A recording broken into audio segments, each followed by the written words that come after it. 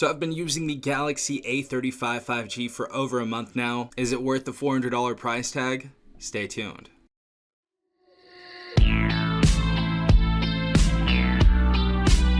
So first off, we have the price tag of the Samsung Galaxy A35. This device retails for $399 in the US.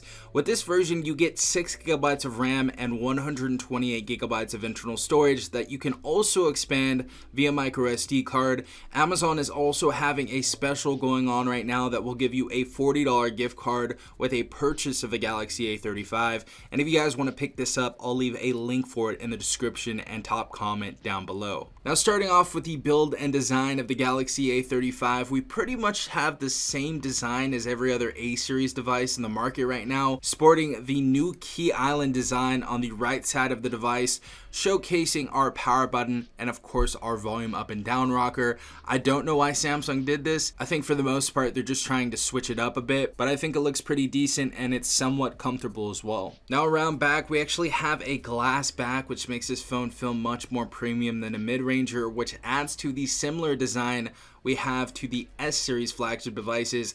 And what pleasantly surprised me about this phone was the absolute elegance and beauty of the camera design. We have a triple camera setup right here with each individual space lens with the particular color of the phone's accent on the outside of the lens. So on this particular phone, we actually have lilac, and we have the lilac color just on the outside of each lens. I think it looks really dope. For our chassis, we still have a plastic frame, if you can actually notice it, and on the front we have Corning Gorilla Glass Victus Plus for added protection, which is nice to see, and overall the phone is very well built and stylish. As for the display, we have a 6.6-inch Super AMOLED screen with a 120Hz refresh rate and a 1080p resolution.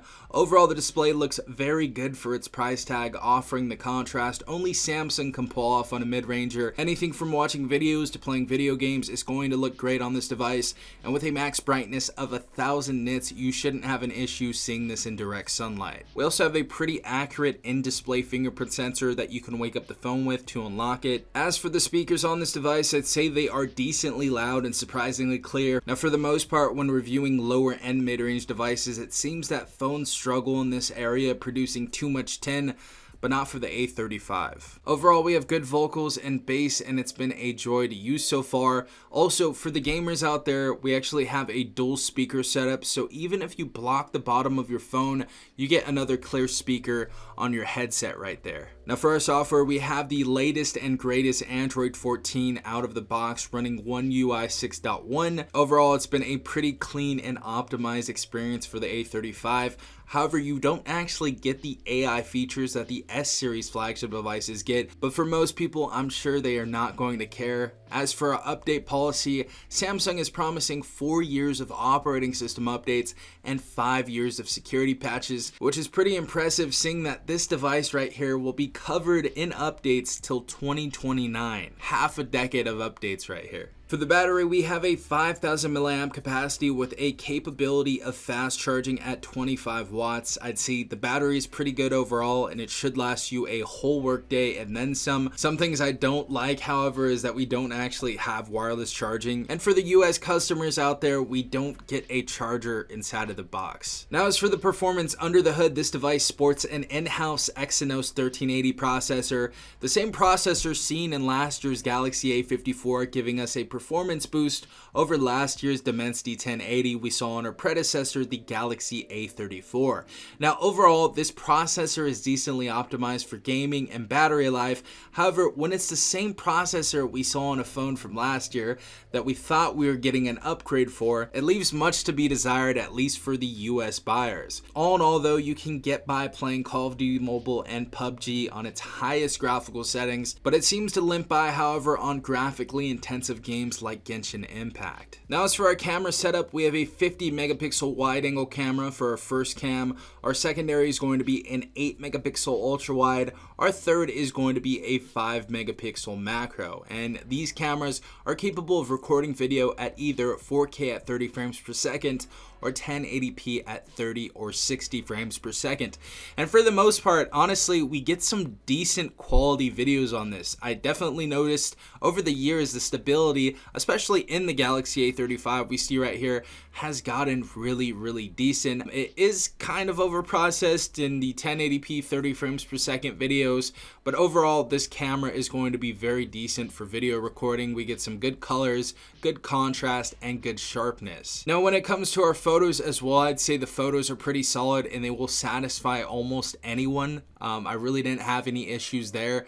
Obviously for a $400 price tag, you can't expect anything crazy, but I do have an alternative for the people that do want a better camera at the end of this video.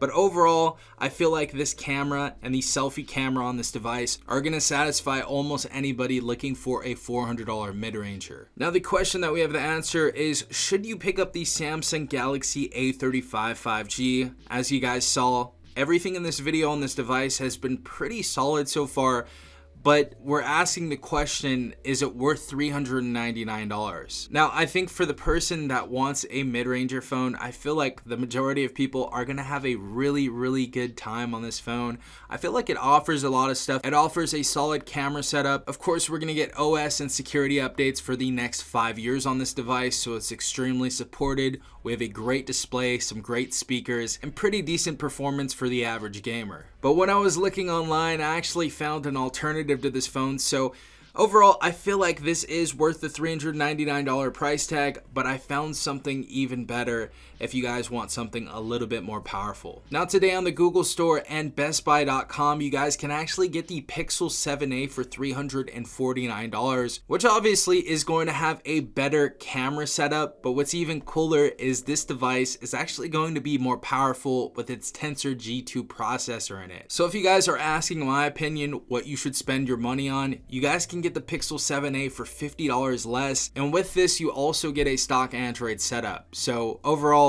I think that's the better deal. But all in all, I feel like the A35 is still pretty decent. If you guys are wanting the One UI experience on the Galaxy A35, I think you're going to be pretty satisfied with this. I don't think there's anything inherently wrong with this $399 price tag. I think overall it's pretty fair and pretty competitive as well. But that was my review on the Samsung Galaxy A35 5G. If you guys have some opinions, let me know what you think about this phone in the comment section down below. Do you love it? Do you hate it? Sound off. But hopefully you guys enjoyed this video. If you did, go ahead and drop a like, hit the subscribe button, as well as hitting the notification bell if you guys want to be notified every time I upload a new video.